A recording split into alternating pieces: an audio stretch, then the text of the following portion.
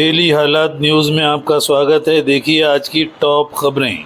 रियासत महाराष्ट्र की असेंबली में कुल अरकान की तादाद 288 है। जैसा कि आप सभी जानते हैं, 20 नवंबर को महाराष्ट्र असेंबली के इंतखाबात हो रहे हैं। महाविकास आघाड़ी के तीन अहम जमातें कांग्रेस, शिवसेना और एनसीपी शरद पवार गठ ने 90 नशिस्तों पर समाधान कर लिया है। यानी इन तीनों जमातों ने 90 नशिस्तें आपस में बांट ली हैं। इस तरह बकिया 18 नशिस्तों पर इन तीनों जमातों ने समाजवादी पार्टी, सीपीआई, सीपीएम और दीगर जमातों को इन नशिस्तों पर सीट देने का तय कर लिया है।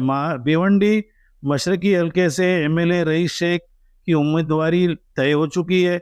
अखिलेश यादव और अबू आसिम आदमी ने उनके नाम पर मोहर सिप्त कर दी है। तो गुज़िश्ता रात भिवंडी वेस्ट से कांग्रेस ने अपना दावा बरकरार रखते हुए उम्मीदवारों की तीसरी लिस्ट में भिवंडी वेस्ट से भिवंडी देही कांग्रेस कमेटी के सदर दयानंद चोरगे को उम्मीदवारी दे दी है। इस हल्के से तकरीबन 22 अफराद ने उम्मीदवारी तलब की थी, जिनमें कुछ मखसूस नाम अब्दुल रशीद ताहिर मोमिन, विलास पाटिल, तला शरीफ हसन मोमिन, अनस अंसारी वगैरह हैं। दयानंद चोरगे के नाम का ऐलान होते ही भिवंडी कांग्रेस के शहर अध्यक्ष, भिवंडी कांग्रेस के सदर अब्दुल रशीद ताहिर मोमिन ने इस फैसले की खुलकर मुखालिफत की। तो दूसरी जानिब विलास पाटिल के दफ्तर वाक़ अजय नगर में उनके चाहने वालों की भीड़ इकट्ठा हो गई। उन्होंने एक जुमले में तर्जमानी करते हुए कहा कि आगे आगे देखिए होता है क्या, अभी 29 तारीख का दिन बाकी है। नाजरीन, हम अगर भिवंडी असेंबली की माजी को देखें तो कांग्रेस ने बिल्कुल इसी तरह 1985 के असेंबली इंतखाबात में ग्रामीण से आरसी पाटिल को कांग्रेस की उम्मीदवारी दी थी, जिसका भिवंडी शहर के लोगों ने ज़बरदस्त मुखालिफत की थी। वो दौर रेडियो और टीवी का था। अखबारात में इश्तिहार छपवा कर और आरसी पाटिल की तस्वीर लेकर वोटरों को बताया जाता था कि देखो, ये आरसी पाटिल हमारे कांग्रेस के उम्मीदवार हैं। बिल्कुल यही पोजीशन आज दयानंद चोरगे की है। उन्हें भिवंडी शहर की आवाम बहुत कम जानती है। ऐसी सूरत में कांग्रेस लीडरान और वर्कर्स को मनाना दुश्वार होता है।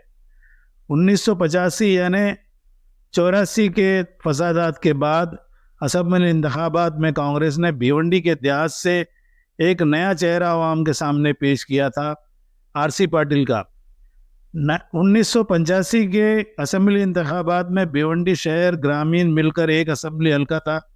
जनता पार्टी की जानिब से भिवंडी के सदर बल्दिया परशुराम टावरे को उम्मीदवारी दी गई थी और मौलाना अमजद रजा आज़ाद उम्मीदवार की हैसियत से मैदान में थे। कांग्रेस के अयूब सोलापुरकर ने भी आज़ाद उम्मीदवार की हैसियत से पर्चा दाखिल किया था। उन्हें 5,503 वोट मिले थे। अमजद रजा को 23,431 वोट और आज़ाद उम्मीदवार कोंडलेकर काशीनाथ को 3,808 वोट मिले थे। परशुराम टावरे को 45,579 वोट हासिल हुए थे और वो कामयाब हो गए थे। आरसी पाटिल को दूसरी पोजीशन पर 24,690 वोट मिले थे। आरसी पाटिल को मौलाना अमजद रजा से सिर्फ 1,259 वोट जायद मिले थे। नाजरीन, दयानंद चोरगे के नाम का ऐलान होने के बाद भिवंडी वेस्ट की सूरत हाल भी 1985 के इंतखाबात जैसी होने के कई इम्कानात हैं। यहाँ अब 2 मरतबा एमएलए रह चुके बीजेपी के उम्मीदवार महेश चोगले कांग्रेस के उम्मीदवार दयानंद चोरगे के दरमियान रास्त मुकाबला है। माजी की तारीख अगर दोहराई गई तो उम्मीद गालिब ये है कि रशीद ताहिर एक मरतबा फिर बगावत कर सकते हैं और आज़ाद उम्मीदवार या एमआईएम के टिकट पर इंतखाब लड़ सकते हैं। दूसरी जानिब रियाज आज़मी समाजवादी पार्टी के टिकट के मुतमन्नी थे। उनके नाम का ऐलान भी किया गया था। अब देखना यह है कि 29 तारीख से कबल क्या समाजवादी 2 से ज़ायद नशिस्तें हासिल करने में कामयाब हो जाती है। अब जबकि भिवंडी वेस्ट की ये नशिस्त महाविकास आघाड़ी कांग्रेस के हिस्से में आ चुकी है, उनके समाजवादी से लड़ने के इम्कानात मादूम हो चुके हैं। 29 तारीख पर्चे नामजदगी दाखिल करने की आखिरी तारीख है। सिर्फ 2-3 रोज़ बचे हैं। अब आगे आगे देखिए होता है क्या।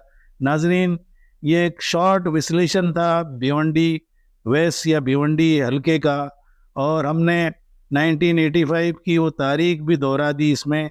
नाजरीन, अगली वीडियो में हम भिवंडी असेंबली हल्का जब से कायम हुआ है और अब तक यहाँ से कौन कौन जीता है, किसको किसको कितने वोट मिले हैं, इंशाल्लाह वो अगली वीडियो में तफसील के साथ आपके सामने पेश करेंगे।